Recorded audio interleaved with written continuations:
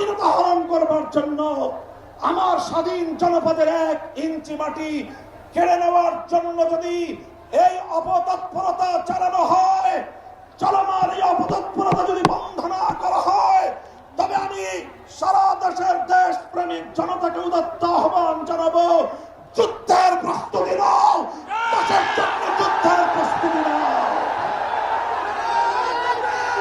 যারা নবীর দুশমনদের বিপক্ষে পদক্ষেপ নিয়েছে, তারা গোটা উম্মতের কাছে হিরো, তারা গোটা উম্মতের হৃদয়ের মণি, চোখের মণি, হৃদয়ের প্রশান্তি।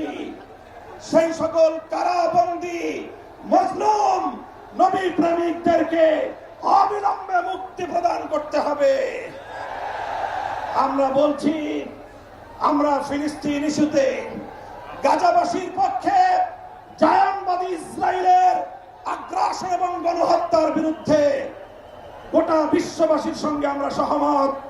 বাংলাদেশের মাননীয় সরকার প্রধান উপদেষ্টাকে আমরা বলি, আপনি আন্তর্জাতিক ব্যক্তিত্ব, বিশ্ব অঙ্গনে আপনি গাজাবাসীর পক্ষে ভূমিকা পালন করুন। সারা দুনিয়ার মানুষ গাজাবাসীর পক্ষে দাঁড়িয়েছে। সুদূর এই সবুজ বাংলার চত্বর থেকে আমরা সংহতি জানিয়েছি, কিন্তু আমাদের আরো বড় দায়িত্ব এবং কর্তব্য দাঁড়িয়েছে আজ আমাদের প্রতিবেশী রাষ্ট্র ভারতের মুসলমানদের পক্ষে আওয়াজ উচ্চারণ করা, তাদের পাশে দাঁড়ানো। মুসলমানদের নিপীড়িত জনপদ, রক্তস্নাত ভূস্বর্গ কাশ্মীরকে আজ গুজরাটের কসাই একটি নরকে পরিণত করেছে। বিতর্কিত ওয়াকফ আইন সংশোধনী বিল 2025 পাস করে শত শত বছর ধরে মুসলমানদের ব্যক্তিগত এবং তাদের যে প্রপার্টি গুলো আল্লাহর নামে ওয়াকফ করা হয়েছে, মসজিদ, মাদ্রাসা, কবরস্থান সহ ধর্মীয় কাজের জন্য, সেই ওয়াকফ সম্পত্তিতে সেই ভারতের হিন্দুত্ববাদী সরকার নখ বসাতে চায়, আঙুল বসাতে চায়। সে আঙুল আমরা ভেঙে গুড়িয়ে দেবো ইনশাআল্লাহ। আজ হেফাজতের এই গণসমুদ্র থেকে আমি ভারতের নিপীড়িত, নির্যাতিত মজলুম মুসলমানদেরকে আহ্বান জানিয়ে তাদেরকে আমরা আশ্বস্ত করতে চাই, ভারত জুড়ে তোমরা নরেন্দ্র মোদীর বিরুদ্ধে আন্দোলন গড়ে তোলো। তোমরা সকল নিপীড়ন বন্ধ করার জন্য মাঠে নেমে আসো। সীমান্তের এপার থেকে বাংলার 18 কোটি মানুষ তোমাদের সঙ্গে সংহতি জানাবে ইনশাআল্লাহ। মনে রাখবেন, 71 সালে এদেশের মুক্তিযোদ্ধারা বলেছিল, আমরা পিন্ডির গোলামীর জিঞ্জির ছিন্ন করেছি, দিল্লির গোলামি করবার জন্য নয়। আজ 2024-এর জুলাইয়ের স্বাধীনতা সংগ্রামের পর আমি বলতে চাই, আমরা দিল্লির দাসত্বের শৃঙ্খল থেকে মুক্ত হয়েছি, নিউ ইয়র্কের গোলামি করবার জন্য নয়।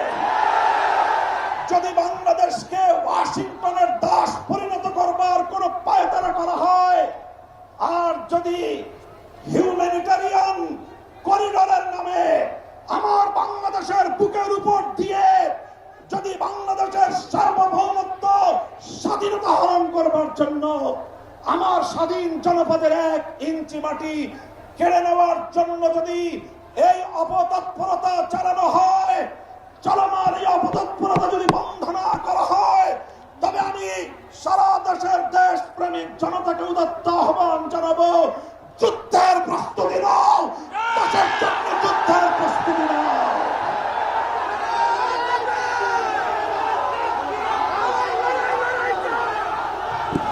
আমরা আমার দেশের প্রতি ইঞ্চি মাটি আমার জায়নামাজের মাটি।